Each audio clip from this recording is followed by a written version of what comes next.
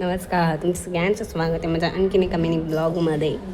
बघूया पुढे काय होतं आहे. मग चला तर मग गुड मॉर्निंग सर्वांना. आणि आज होता संडे म्हणून सकाळ सकाळी लवकर नाही उठली. मी गेली तर विस्की मम्मीला मदत करत होती कपडे धुवायला. मम्मी बेडवरची चादर बदलली, सांगा कशी वाटते. आणि मम्मी इडली खाली. ही इडली आमची मीनाक्षी नाही दिली ती आम्हाला, छान झालती. हा मी माझ्या केसांना मास्क लावला. ला ला ला माझे केस धुतली आणि मी तर फ्लेक्स करते माझ्या केसांचा.